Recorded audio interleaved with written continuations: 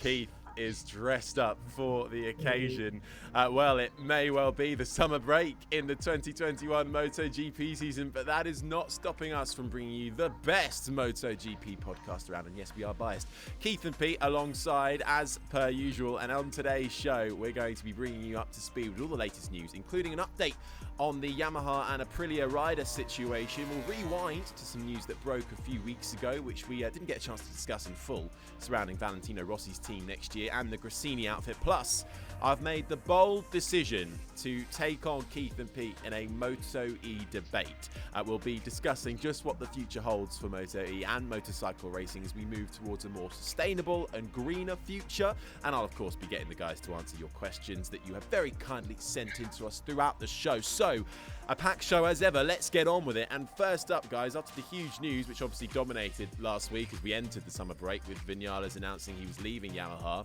We're just over a week on from that now, and still lots of rumours swirling about where he may go and who will replace him. There's lots of pieces of the puzzle that still sort of need to be filled. And one major piece is actually Toprak, the World Superbike racer, who has announced he's signed to stay in Superbikes despite being hotly tipped to be on Yamaha's shopping lists for the satellite team, at least. And so, Keith, what does this mean, do you think, from your view? You know, he apparently said he turned down offers from MotoGP, so clearly he feeling like he's better off in Superbikes. But where does this leave Yamaha? Where does this leave all the pieces in the puzzle? Toprak Razgatlioglu is a brilliant rider. He signed a 2-year deal to stay in World Superbikes, which will take him up to the age of 26, which already puts him beyond the average age of MotoGP as it is at the moment. So once he's done this deal with Superbike, that could well be it. Depends, just unless he's a Jonathan Rea where he dominates everything, that could be it for him. He could be in Superbike for the rest of his life and be another Jonathan Rea. We'll have to wait and see. I think you've got to read between the lines here. The Turkish superstar that is Kenan Sofuoglu, who is his team manager, who is his personal manager, who is an absolute superstar. I think David Beckham, the biggest name that you could have in sport in your country, Sofuoglu is. So his influence is massive. He is at the presidential table. He is now in politics in the country of Turkey. So you've got a massively influential manager that looks after Toprak. Personally, I think it's a bad decision, but if you base it on the situation where Sofuoglu was a few years ago when he came in from being a 5 times World Supersports champion, untouchable on a 600 back in the day in World Supersport, when he came up into Moto2, which was the equivalent, of course, it didn't go well for him. When he went up into Superbike, actually, it didn't go well for him. So, in my view, it was more about Kenan than it was about where he went and the performances that he came up with. But he's a massive influence, and he has, as the manager, decided with Toprak to keep him in Superbike.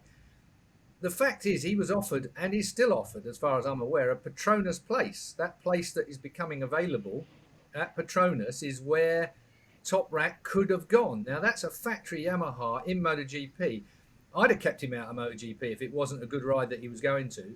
But the fact that he had a top-line Yamaha situation where, to be honest, they've got quite a lot of weaknesses in Yamaha at the moment. So it's a place to be if you're an up-and-coming superstar, because you'll be able to put one over your teammates, potentially.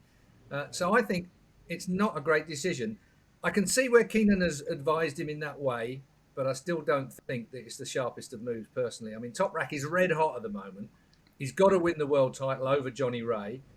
Jonathan Rea fell off at the weekend, so basically he's got a couple of points of a head start over him going into the next round of World Supers.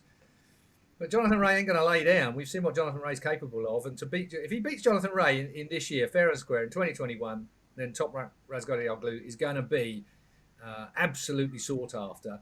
And whether he's got a 2-year deal or not in Superbike, we all know and we've all seen you can break contracts, providing the mutuality is there, providing everybody wants to let you break that deal. Maverick Vinales is obviously the perfect case here, and that's what's brought on all this discussion over which Yamaha rider is going to replace him, for instance. So Toprak, great personality, massive country that he represents as well, which is always interesting from a political point of view in MotoGP. They've always got their hand on the political angle as far as the world is concerned. So bringing in a top-line MotoGP rider into Turkey would be a fillip for Dorna. So they've obviously got some interest there as well. Interesting, Peter, what Keenan said, manager of Toprak, said he earned more money as a World Superbike rider, super sport rider, than Johnny Ray earns. Wow. On his winnings, he earned more money than Johnny Ray does now. When Johnny Ray wins, according to Keenan, it's been quoted that he takes more money home if he wins in a World Supersport race than your Superbike World Champion takes home. That's the kind of level of sponsorship that he has, being the top sportsman in a country. If you're the number one sportsman in your country, then you might expect to earn those kind of bucks.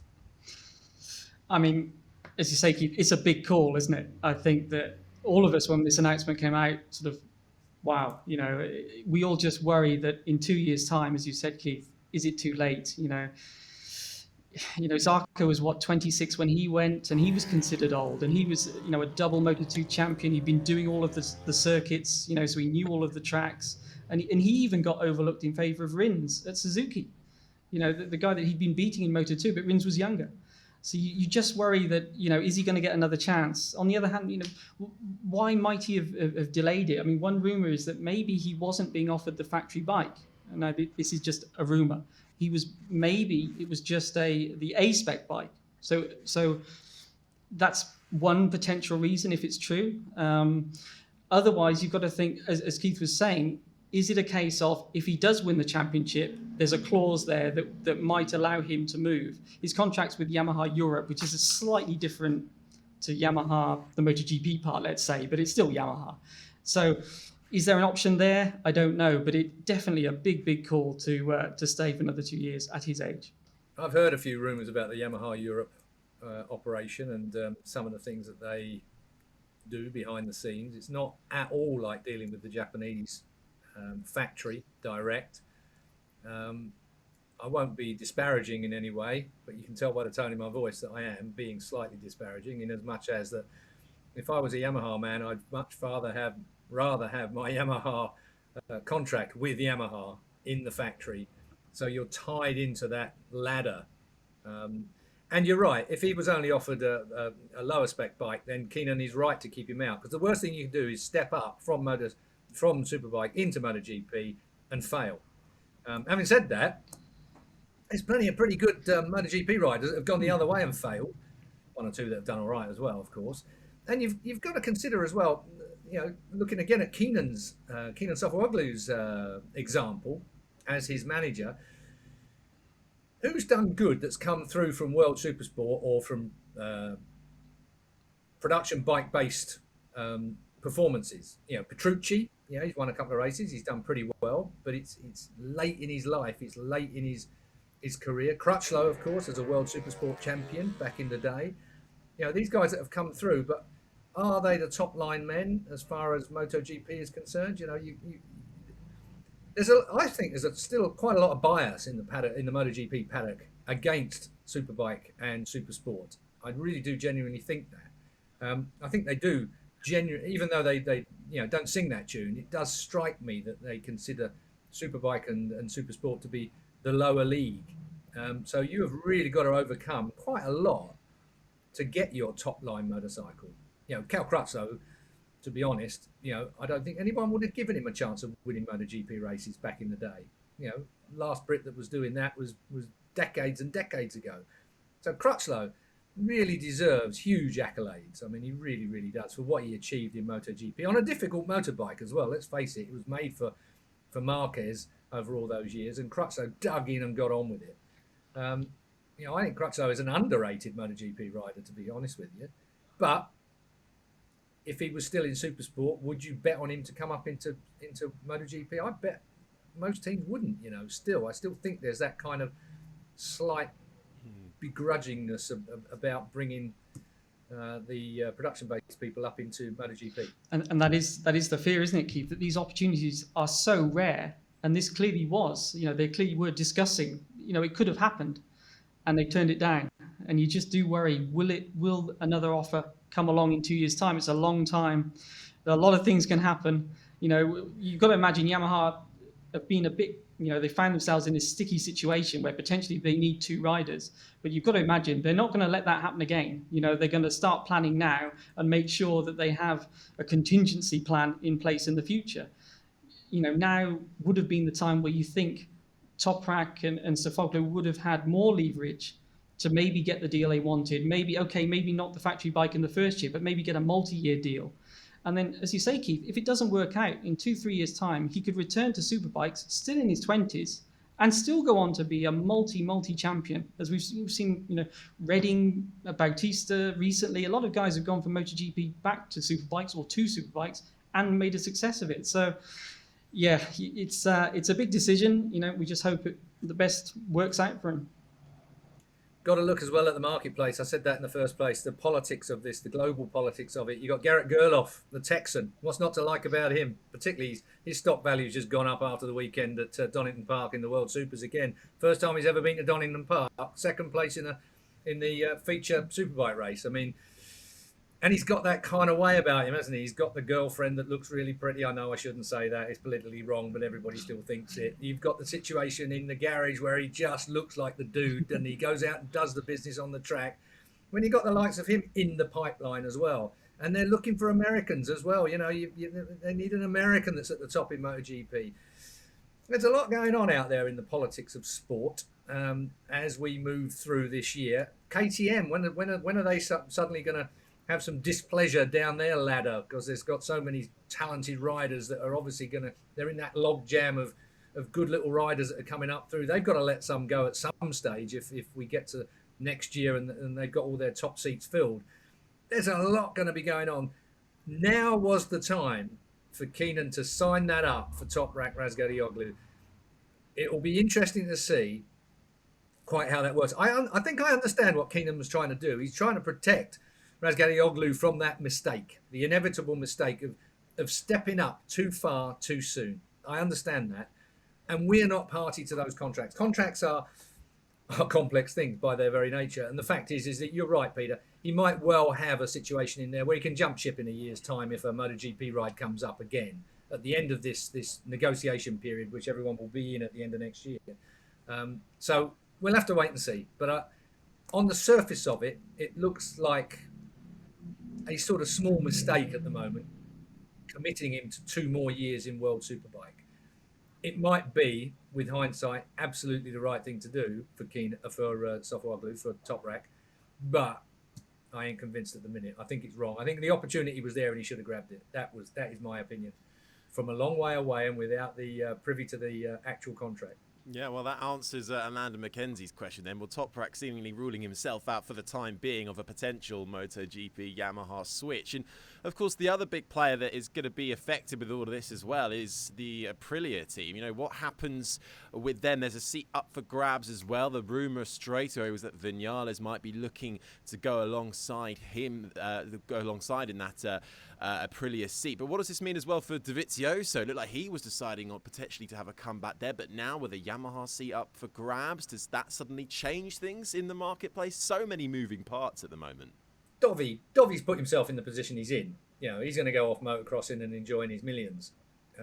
So I don't think it's a hardship situation for Dovi. It will be from the fact that he hasn't achieved what he set out to achieve, and that's to be world champion. That's going to rest badly with him for the rest of his life. There is no doubt in my mind about that. But the fact is he's too old. Battistella, his manager, is as sharp as you like. Was in the paddock at Donington at the weekend as well, so that there's a bit of manoeuvring going on. Top men are looking at the World Superbike paddocks as well.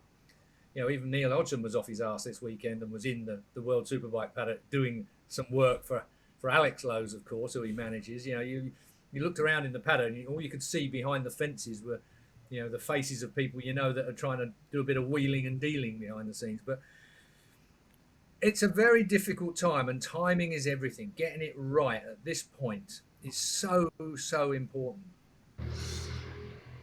Last week, I tried to sort of disturb people on their summit break and just try and get an update on what's going on here. Now, there wasn't much to come out of it, but the one thing that I did hear back was that the Morbidelli to the factory Yamaha team is not a done deal yet. I mean, Petronas said it's not even seriously discussed. Now, the interesting thing there is that their kind of priority order with contracts, if you like, their first priority was the Dorna contract, which they've done. That's done. They're on the grid until 2026. And then after that comes the Petronas contract. You know, that needs to be renewed for next year. After that is the bike contract with Yamaha. And that's the stage they're at now. Those two things are linked. So, you know, that's where they are at the moment. And they said after that, it's the riders. So if that is the kind of the order they're going in, then you can perhaps understand that they haven't made any big decisions on Frankie, or is he going to go, isn't he? We've said already he's got this contract or some sort of option for next year. How will the team feel if the factory team sort of whip him away and sort of interfere with their rider lineup for the second year running? And then the other thing I heard was that, as Keith has mentioned, you know, the Dovi stuff. I mean, no one wanted to go on record, but it seems like he's still got his heart set on racing. Now that was a bit of a surprise. It seemed like you might think, well, if Vinales is taking the race seat, he'll take the test riding deal. But as Keith says, you know, his manager is there at Donington. Was he talking to Yamaha? I mean, that is the only race seat potentially for next year that's still available. So presumably, Dovi is putting his hat in the ring there and hoping that one of those places will go to him. I mean, at first glance, you think, well, that's a bit of a surprise, but you think, you know, Quartararo and Dovi, that would be quite a lineup, wouldn't it? As far as you're not disturbing your star guy, are you? You know, we always remember when Rossi was at the peak of his success at Yamaha, and then they brought in Lorenzo, and it just gave that, you know, Valentino, you are the present, you are our man, but that guy over there is the future. You know, that was the kind of atmosphere that seemed to be created, and Rossi ended up leaving a few years later. And you just wonder if Yamaha brought in maybe, say, a Raul Fernandez, which might be their only trump card, as we said, is that they could offer the factory team, which KTM can't because their riders are signed. Would that make Quartararo think, oh, hang on a minute, you know, maybe they're already thinking beyond me? Whereas if you bring Dovi in, Whereas if you put Dovi into that seat, there's not going to be that dynamic. It might be a bit like the Rossi Edwards thing, which worked out great for Yamaha. I don't know. But those were the two things that basically I gathered, was that the Morbidelli move is not a done deal yet, and that Dovi still, basically, his priority is to race next year. Dovi's case is he's on the descendancy. Some of the younger ones are on the ascendancy. It's a question of whether the risk that they take by bringing the likes of Dovizioso back, will he be as good or better than he was when he left? My answer to that would be, I doubt it. Things move on in this game so incredibly fast, even for someone of Dovizioso's standard. I mean, I can't believe he hasn't been riding. I can't believe that a man of his quality, but that underlines the quality of the grid in MotoGP. And more than that, the availability of top-line riders coming in. You know, Miguel Oliveira, would you have had him where he is at the moment? You knew he was good, you know, winning races. You've got a situation where Dovizioso almost has to prove himself again in testing. It's almost like, you know, when he gets on a motorbike, if he sets the world on fire in testing, he might have, you know, a few people that sit up and think, well, he's there, we can have him if we want him. You know, we've got to pay him a bit more money than we would do for some of these guys, but he's still damn fast. Or, like you've just said, the Raul Fernandez link. You know, there's so many good youngsters coming through who you've got 10 more years out of yet, whereas Dovizioso, you've got 1 or 2. Your investment is only over 1 or 2 years. If you were stuck, and if the market was, you wouldn't have Lorenzo sat on the sidelines. You wouldn't have Crutchlow sat on the sidelines. You've got Dovizioso sat on the sidelines. There'll be a few more soon. You know, Valentino Rossi's going to be sat on the sidelines. And Dovizioso, so on. 35 years old, past the cliff, well old. He's done. Imagine how I feel. Sounds of it. Yeah, it's amazing, isn't it? How each year there's just people, you know, riders and drivers getting younger and younger in each time. But actually, Pete, in your investigations last week, is there any more rumblings about where Vinales might be off to? Because the one rumor that everybody heard was Aprilia, but and you know, there's no smoke without fire, is there? No, there's no fire without smoke. You had it right for the first time. Yeah, smoke without fire. Yeah, yeah. Exactly. I mean, as far as everyone seems to be aware, it's Aprilia, but no official announcement. And until something's officially announced, you know you've got to keep an open mind in this sport, because as we were saying last week, if you maybe just wait a bit, maybe some offers come out the woodwork that you weren't expecting. You know, you don't know. But on the other hand, would Maverick have left Yamaha without having something lined up? You know, for sure. You know, I don't know, but probably the way his mind works. You know, his manager would have been pulling any remaining hairs he had out, that's for sure. But the fact is that probably, I think Maverick was in that position that he just was going to jump. You know, Zarco, we've seen it before. There are certain personalities in the paddock where, you know, just got to make a move. And it just didn't seem to work out very well at all for him at Yamaha. He'd had enough of that. He was out of there, whatever the circumstances. You know, it's... And you know what? To some extent, I have a great amount of respect for him for doing that. I think, you know, it's not the way that I think 99.9% of the paddock would have reacted, because you dig in, you get on, you're on one of the best motorbikes there is overall over an entire year. The Yamaha is one of the best motorbikes to ride, bar none. You know, you get over your problems. I think we covered it in the last podcast that we did. You know, I'm stunned that he's so vocal over the way that he cannot work out what's going on. It's just not a MotoGP man. They're like scientists when it comes to working out what's going on with the bike and relaying that information back to crew chiefs, and crew chiefs working with them to get around whatever that problem might be. It's still a motorbike, a wheel at each end, and it's about balance at the end of the day and power delivery. You know, these things have been dealt with for decades in Grand Prix. You go back to any era you like, the same problems apply. You know, they're a little bit more complex now in that the electronics obviously have to be dialed in correctly. But then again, you've got a million more adjustments that you can make to get it right. I just can't understand how he can't work with whichever crew chief he's got to get it better for him. It just doesn't make sense to me. What it does say to me is that it's north of the eyebrows. You know, it's something that he is struggling with, and he's going to have that same problem wherever he goes and whoever he works with. And that's my fear for Maverick. Brilliant rider, but honestly, something's just not quite right.